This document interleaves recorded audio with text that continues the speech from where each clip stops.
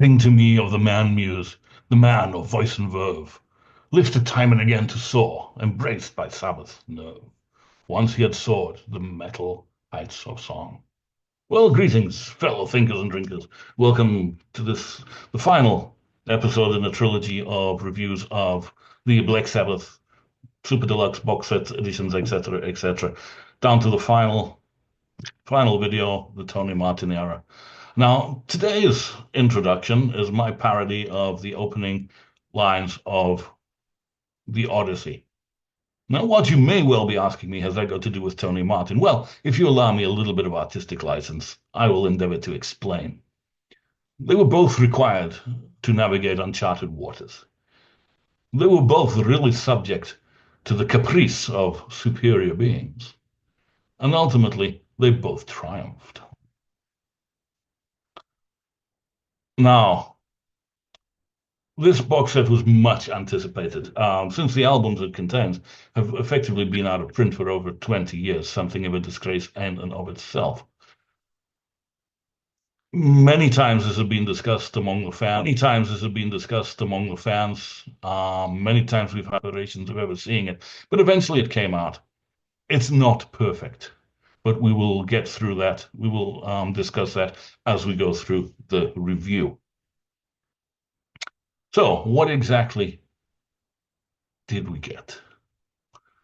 The box set remains the same in terms of dimensions and scope and more or less of content, which means we do get the poster. Now, I've been critical about this in the past, and I'm going to be critical about it again, but I'm also going to supplement my criticism with particular reference to this release. Firstly, you take the poster out of the box set, you unfold it, you look at it, you refold it, and you replace it, because what the hell else are you going to do with it? You cannot put it on the wall, you cannot present it. It looks terrible if all you can see are the folds and the creases. Normally, if you buy a poster or anything like that, if they don't come flat, a lithograph, a picture, anything, if they don't come flat, they come rolled. Yes? If you doubt my word on that, the next time you're passing your local art gallery, simply go in and ask them if you can view their folded section. You'll soon get the point.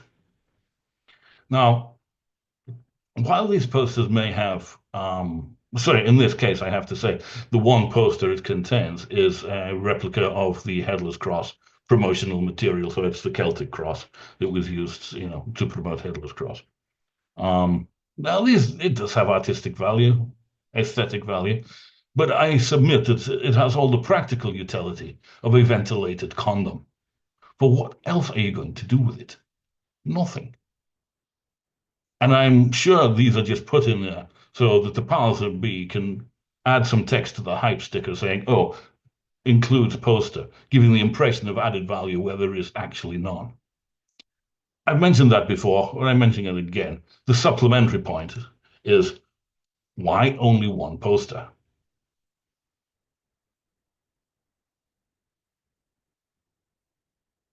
This box set contains 4 albums, so where is the poster for Tier 4 cross purposes and or for Forbidden? Okay, I don't know. You could perhaps say the same thing about the tour book that is in the replica tour book that is included here. We get a replica of the Headless Cross tour book. Now, I saw Black Sabbath on the Headless Cross tour. Do not remember buying the tour book, although I do remember buying the T-shirt. And in the proud tradition of service to the cause, I did wear it until it disintegrated.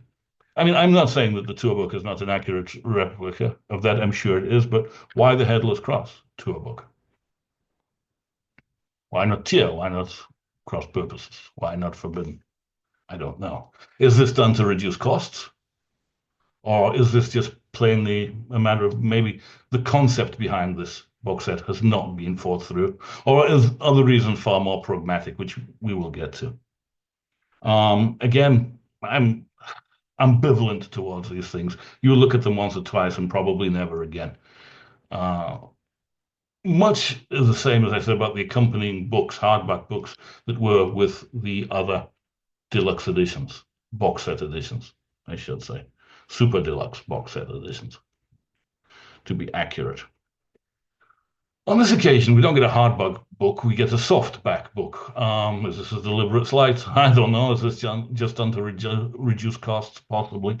However, on this occasion, I'm going to be more lenient towards it. For the simple reason, the other box sets, specific as they were, I think their target audience was much more the collector, the one that already has it and bought multiple copies of things. Therefore, these books that accompanied the release and the essays they contained offered nothing new. We already knew the story. There was very little value in them, in my opinion. However, because these albums have CDs have been out of print for so long, I accept that this may engage a larger demographic. So the more casual fan who's willing to wishes to fill up the gap in his collection will doubtless be tempted by this. And therefore the book and the essays, you know, covering this period of the band's history are of more value than I think they would have been, or they were in the preceding box set, be that as it may. Now, before we get onto the music, the box set itself is quite interesting. Uh, um, because the other box sets focused solely on a specific album, and this covers four albums, they obviously needed a title for it. They could have called it the Tony Martin years, but they couldn't really, could they? Because it does not include The Eternal Idol, because that was released on Warner Brothers and Vertigo. This box set covers the albums that released on IRS Records. They could, of course, called it the IRS years, but that's a somewhat prosaic title and also not particularly accurate. Because these four records were, as a matter of fact, unfortunately bifurcated by the Dio reunion and the subsequent release of the Humanizer, which is obviously not included in this set, nor is the Cross Purposes live album. So that would also be a slightly misleading title. So eventually they settled on Black Sabbath Anno Mundi, 1989 to 1995. Unfortunately, this contains a rather egregious grammatical error. Anno Mundi, taken after the song Untier, as probably everybody knows by this point, translates to Year of the World. But then 1989 to 1995 is quite clearly a span of years, multiple years. Therefore, the correct Latin rendering should have been Ani Mundi, A-N-N-I. Just to reinforce the point, had they called this blah, blah, blah, 1989 to 1995, the Tony Martin year, it would have been very jarring, for good reason. It's at best semi-literate. It's equally jarring. I don't know how many other people noticed this. I don't know if anybody actually gives a shit apart from me, but it was just a little red flag that perhaps release has not received the care and attention it deserved. We'll see if my suspicions have been borne out. For the moment, I'll ignore that rather egregious mistake. And we move on to the actual content. Well, what do we get? So, okay, we're back to the four dick. Really? Four disc presentation. Headless Cross, Tier, and Cross Purposes have been remastered, and Forbidden has been remixed. To start with the first two albums, I've always really enjoyed. Really enjoyed. They benefit greatly from this remaster. Before anybody accuses me of hypocrisy or having done a complete U-turn, or why am I suddenly being so generous and complimentary about the remasters, let me explain. You either have the original pressing from 1989, 1990, or you have this. There is nothing in between. This is not the third, fourth, fifth iteration of remaster, okay, which in and of itself gives these new discs intrinsic value, okay? It gives them legitimacy. And the second point is they sound so much better. I don't know exactly what they did to it or how they did it, but the original pressings, produced as they were by Iommi and Powell, sounded pretty bad. The guitar lacked bite. The sound was too processed, too polished. It was very much of its time. You know, late 80s, early 90s production that even now It sounds terribly dated, but even back in the day, it was not a great fit for this music. I have heard it said that these two albums that they attempted to replicate the production of Whitesnake's 1987, which may well be true. As it is quite amusing thought. And that worked well for Whitesnake, but it does not work well for Black Sabbath. This was far too polished, too commercial, so radio-friendly a sound, for want of a better word. These remasters go a long way to rectifying that. Um, they sparkle more, they live more, they breathe more, they resonate more. You can actually hear the bass. The drums do sound organic, which they most certainly didn't at the time. Things seem to have be in better balance. I don't know, maybe just my hearing, but they definitely sound superior. I don't think you don't. I mean, if the original ones are still in your memory, you don't need to do a side-by-side comparison, but do so. The difference is absolutely obvious. So you cannot complain. These things will unlikely ever be released again, so they're not going to sound any better than they do now. You can say much the same, I think, for cross purposes, although that was written and recorded in 93 and did have the benefit of the services of a professional producer, Leif Masters, who did a very good job actually. And that original production of all of them holds up best today, easily. Yet still a little dark here, perhaps a little sludgy. I don't know. The remaster, the differences are subtler, I think, but they're very much there. There's also a sparkle to this. It's more vibrant to listen to. It is difficult to put into words. Um, but having lived with it for several months now, I can say that I have come to appreciate some of the material on cross purposes more than I ever have. A couple of the songs, particularly Cardinal Sin and Evil Eye, I have always regarded as being a little bit middle of the road and unexceptional. For some reason, on this new remaster, they come to life. They speak to me better, and I'm really starting to develop an appreciation for them. So yes, again, absolutely no complaints. This sounds great. Now we come to actually the best thing on offer here, which is the remix of Forbidden. Now, I admit Forbidden gets a bad rap. It really does. A lot of people say it's the worst thing Black Sabbath ever recorded. I wouldn't go that far, although, yeah, I do agree. It's probably not their best either. I mean, I think a lot of the bad reviews it got, or the bad press or with bad reputation, is down to the way it sounded, which was absolutely dire. Produced by Ernie C. at the time, having against the better judgment of just about everybody apart from whoever made the decisions at the record company. He say he had no idea what he was doing. It's maybe a little bit unfair, but the results speak for themselves, and they're absolutely awful. Really, really awful. There was no bottom end, there was no top end. The guitar had no bite. The keyboards were too high in the mix. It was as if it had been funneled down a very narrow auditory spectrum. It was flat, dead, terrible. Well, as I've said before, with the Technical Ecstasy remix, with the Live at Last remix, with the Live Evil remix, this is very much the same experience. It's almost as if you're listening to a completely different recording. This comes to life. Okay, I believe he's used different guitar parts here and there, different vocal takes. I'd have to do a side-by-side comparison, but I'm actually not interested. I have no interest in ever going back to the original. This just sounds great. Again, there's a balance to the sound. It's fuller, it's fatter. You can hear the bass. And again, not just the frequencies, you can hear the notes that Neil Murray is playing on this.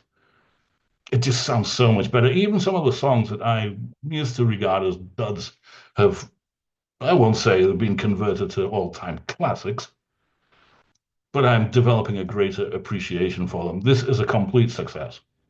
This remix is a complete success. Well, there you have it. For once, I've been almost universally positive about this, which doesn't mean it's perfect. Could it be made better? I have to say it could, yes. But again, we're going to come up against what was the philosophy behind this release. And what limitations have been imposed upon it by the behind the scenes negotiations. That may, if we knew that, it may explain a lot of the things I'm about to discuss. Firstly, just purely based on the success of Forbidden, I would love to hear a remake of particularly Headless Cross and Tear. You might as well throw cross purposes in there while you're at it.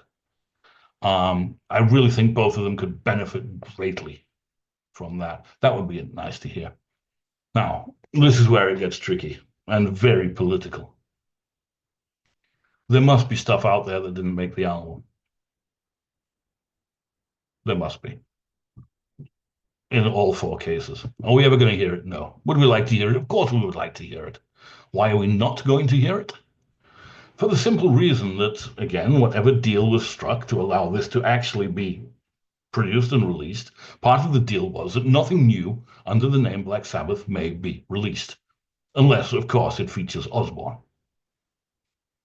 Now, I don't know if the compilers of the Oxford English Dictionary have yet received Mrs. Osborne's memo, but it would appear that the word new has now been expanded to include, for example, any material recorded at, say, the time of Headless Cross, but was not released at the time. That is also, by contractual agreement, excluded from any potential further release. Now, why this is, I don't know. I don't see what damage it could do to either Osborne's standing or the Osborne bank balance. I really don't see what negative impact releasing this could have and why their intransigence, or what would explain their intransigence surrounding this, unless it is purely spiteful rather than protectionist, in which case it explains itself. I don't know. Pity, because it would be nice to hear this stuff. We do know, I mean, Tony Martin has actually said that, he does have recordings of that session with Eddie Van Halen, where they jammed what later became Evil Eye. We know there's other stuff out there. Of course, we'd like to hear it. Would it have been fitting, even if it was one CD with the judicious picks, the best bits of all, from all four albums? These were the outtakes, the real alternative takes, or the unused material. Yes, of course, we'd have loved to hear it. When it comes to live stuff, well, there's just so many possibilities. We start with Headless Cross. We know that there were the two concerts professionally filmed in Russia. We all know that because we've all seen them. We all know that there is some difficulty surrounding obtaining the rights for them. It's quite an amusing story, especially if you're Russian. But on the audio front, I have personally in my collection, I have a wonderful soundboard from Vienna and an equally wonderful audience recording from Sheffield. Both are either or, what, some combination. There are others out there. An excellent reflection of their live show at the time. Now, for the completist, you would probably want to source a show from the beginning of the aborted US tour, where they were still playing Call of the Wild. They didn't play it often, but that should be included in the set somehow.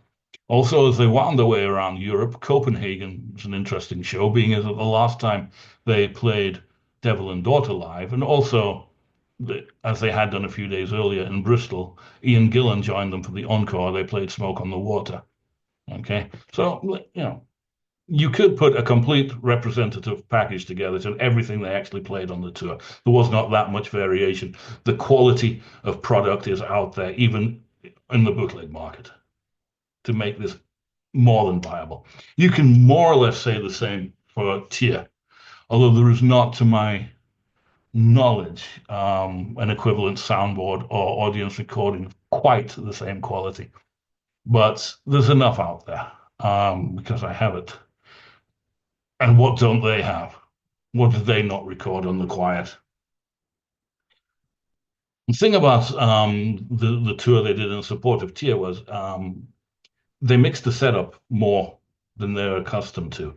The first show they did in Wolverhampton, they played a couple of songs that they never played again, for example. Feels Good to Me and Odin's Court. Subsequent to that, they rejigged the set. A couple of songs came and went. They actually did something brave. They dropped War Pigs for the first time in its career and replaced it with the Sabbath Stones. A wonderful move. But the main reason for wishing to hear live versions, official live versions of this tour, is that they were very close to being at their best as a live act. And I've listened to live recordings of Sabbath from the very beginning to the very end. unofficial ones as well as official ones. It is hard to actually think that they were ever better than they were in 1990. And for that reason alone, it deserves public recognition. Missing from the set is Cross Purposes Live, which was obviously recorded on the Cross Purposes tour and would have been a reflection of that. Unfortunately, Tony Martin had some throat voice issues and was not at his best on that tour, but never mind. Um, why it wasn't included, I don't know. Martin was vague on this when interviewed. He's, well, they might have been some licensing issues, but they may be holding it back for an upcoming project. I've got no idea. We'll have to wait and see. But if they'd included it here, yeah, okay, remaster it, do whatever you need to do to it, but make sure you include Children of the Sea, which was performed that night, but for some reason excluded from the release. Couple of other interesting things. When they were touring the US, they were playing Immaculate Deception. When they were playing in the UK, as on this recording, they played Anno Monday. While they were in Europe, perhaps the rest of the world, it was When Death Calls. So you need to get all those variations in there somehow. And the most interesting thing, perhaps, about the Cross Purposes tour was the last 3 dates in South America, the festival dates, where Bill Ward came out of nowhere and joined them on drums. We know this because we've seen the videos and we have the recordings. Would we like some official demonstration of this, some recognition of this? Yes, of course. It'd be interesting for us as the fans. Would make this box set all the more entertaining. When it comes to Forbidden, this is even more straightforward. I would go for a concert. Most of us will have it from Japan, very close to the end of the tour. Superb recording, superb performance. They even include changes in the encore, which Martin delivers an absolutely marvelous version of. Great show, great set.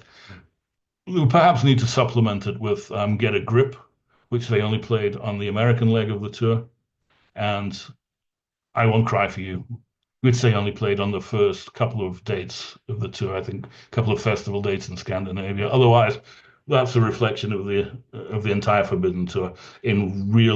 It's a really great performance and a superb recording. For my money, they wouldn't have to do too much with it. You could almost release it as it is. Oh, okay.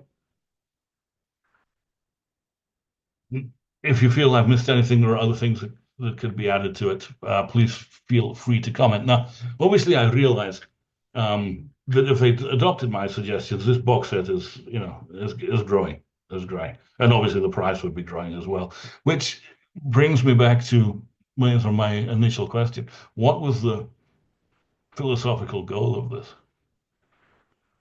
Did they perhaps think that these albums individually would not generate enough interest for an individual box set? Or is it, which I'm starting to suspect, we should just be grateful we got something and nothing else is possible? That all these suggestions I made and all the speculation and how it could have been improved and what we know exists and what we'd like to hear, it's just not going to happen ever.